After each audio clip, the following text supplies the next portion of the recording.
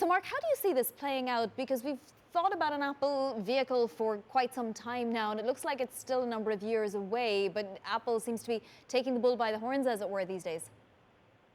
Yeah, that's exactly right, Vonnie. I mean, the Apple Car has been in development in different incarnations since as early as 2014.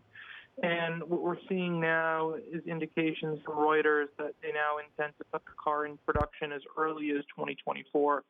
Personally, I feel like that date is a little ambitious, and it's a little earlier than I would expect such a car to come out. But clearly, all this talk has, brought out Elon Musk and others, of course, investors as well, talking this up. Right. It's definitely caused ripples today through the market, and plenty of chatter on Twitter about potential partners and so on. It seems like Apple might need a partner. Is that how things look to you? Would it need to partner with an OEM or maybe even Tesla? Yeah, so there's different types of partners when it comes down to a car project. One, there could be an instance where Apple fully designs the cars and then partners with a manufacturer like a Magna or an equivalent to Foxconn to actually build the car.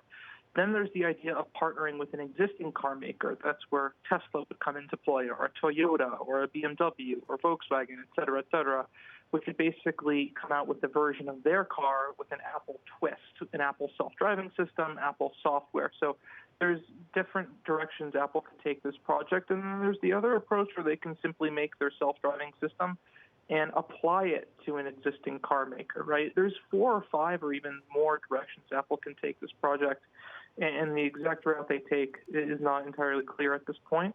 But Apple has traditionally went the route where they design and develop everything, they sell it under their own brand, and they partner with a manufacturing partner like a Foxconn to produce it. Well, it certainly piqued Elon Musk's interest among those of us who were following the whole saga today, because he responded to somebody in a chatter about batteries, in fact. And then his second tweet was that during the darkest days of the Model 3 program, I reached out to Tim Cook to discuss the possibility of Apple acquiring Tesla for 1/10 of our current value.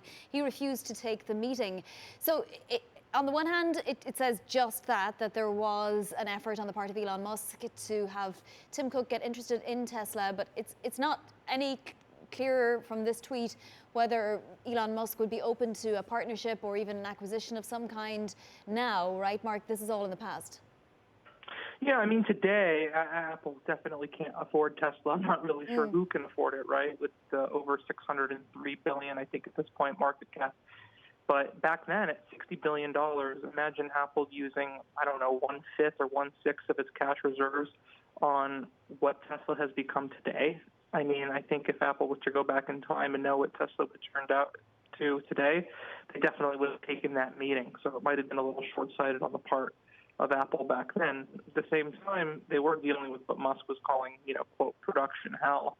So there were some issues that Apple clearly would not want to take on at that point. And during that period in late 2016 through 2017, that's at a time when Apple was really weighing what it wanted to do in the car space. So perhaps it was a little too early to pick Apple's interest, and the timing wasn't right. But Apple, I think if they could get... Oh, go ahead. Well, I was just going to say, Apple tends to do things pretty well. Maybe not the very first iteration of things, but it tends to do them well when it does them, design well and so on.